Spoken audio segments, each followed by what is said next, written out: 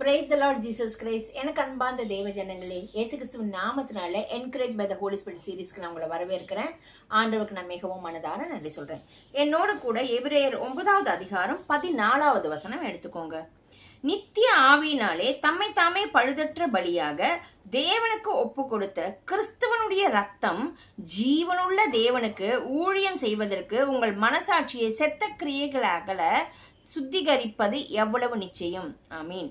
நித்திய ஆவியினாலே தம்மை தாமே, இயேசு கிறிஸ்து பரிசுத்த ஆவியினாலே தம்மை தாமே பழுதற்ற பலியாக ஜீவனுள்ள தேவனுக்கு ஒப்பு கொடுத்தாராம். எதுக்காக ஒப்பு கொடுத்தாருன்னா, அவருடைய ரத்தத்தினால தேவனுக்கு நம்ம அவர் ஊழியம் செய்யும்படிக்கும் நம்ம மனசாட்சியை செத்த கிரியைகள் எல்லாம் அகத்தையே சுத்திகரிப்பது எவ்வளவு நிச்சயம்.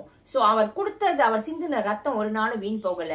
அவரால் எப்படி அதை செய்ய முடிஞ்சதுன்னா, பரிசுத்த ஆவியானவர் அவரை எப்படி பழுதற்ற பலியாக கொடுக்கும்படி, அவருக்குள்ள இயேசு கிறிஸ்து கூட எந்த பழுதும் கிடையாது, அப்படி கொடுக்கும்படி அவர் பலப்படுத்துகிறார், அந்த பலனை தருகிறார். நீங்க யோசிச்சு பாருங்க, இயேசு கிறிஸ்து தேவன் தான், ஆனால் இந்த பூமியில வரைச்சு அவர் ஞானஸ்நானம் எடுக்கடிச்சே பரிசுத்த ஆவியானவர் புறாவா போல் அவர் மீது இறங்கடிச்சே. எதுக்காக இறங்கணும்? ஆவியானவர் அவருக்கே அவ்வளவு அவசியம் கிடைச்சு. அப்ப நமக்கு எவ்வளவு அவசியம், சாதாரண மனிதர்கள் நம்ம, இல்லைங்களா? சோ ஆண்டவராக இயேசு கிறிஸ்து தம்மை ஜீவ பலியாக பழுதற்ற பலியாக தேவனுக்கு ஊழியம் செய்யும்படி ஒப்பு கொடுக்கறச்சு.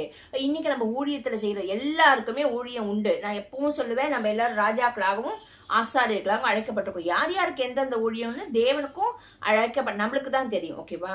சோ அந்த ஒரு இது ஜபிக்கிறதா இருக்கலாம், 5 வித ஊழியங்கள் இருக்கு, அதுல ஏதாவது ஒண்ணு இருக்கலாம், எதுவா வேணாலும் இருக்கலாம். ஆனா எதை செய்யறதுக்கும் பரிசுத்த ஆவியானவர் நிச்சயமா நமக்கு தேவை. ஏன்னா அவர் நம்மளை பலப்படுத்தணும், அது ஒப்பு கொடுக்கணும். யோசிச்சு பாருங்க, அந்த ஜீவ பலியா ஒப்பு கொடுக்கறது எவ்வளவு பெரிய ஒரு, அந்த வலி, வேதனை, பயம் எல்லாமே இருக்கும். ஆனால் ஆவியானவரை பலப்படுத்தினார்.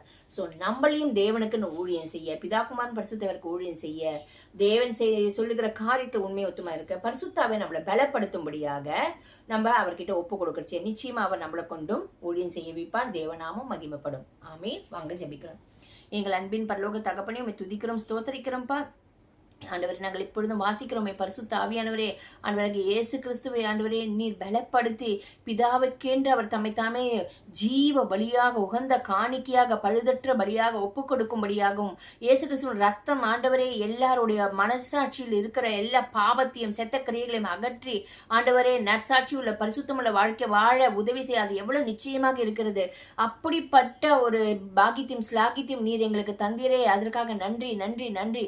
பரிசுத்த ஆவியானவரே, எங்களையும் நிரப்புங்க, எங்களையும் பலப்படுத்துங்க. ஆண்டவரே, ஊழியத்துல எந்த தடைகள் காணப்பட்டாலும் அதுக்கு பயப்படாதபடிக்கு தேவ ராஜ்யத்தை நாங்கள் கட்டும்படியாக எங்களை பலப்படுத்துங்க. பூமிக்குரிய காரியங்களையும் குடும்ப காரியங்களையும் எந்தெந்த இடத்துல கலக்கம் பயம் இருந்தாலும் ஆவியானவரே இயேசு கிறிஸ்துவை பலப்படுத்தினது போல எங்களை பலப்படுத்தி பிதாவின் சித்தம் அந்த ஊழியத்தை நாங்கள் நல்லபடியாக செய்து முடிக்க எங்களுக்கு உதவி செய்யும். இயேசுவின் நாமத்தினால ஜெபிக்கிறோம் பிதாவே. ஆமீன் ஆமீன். ஆண்டவராக இயேசு கிறிஸ்துக்கு உதவின ஆவியானவர் நமக்கும் உதவி செய்வார். God bless you.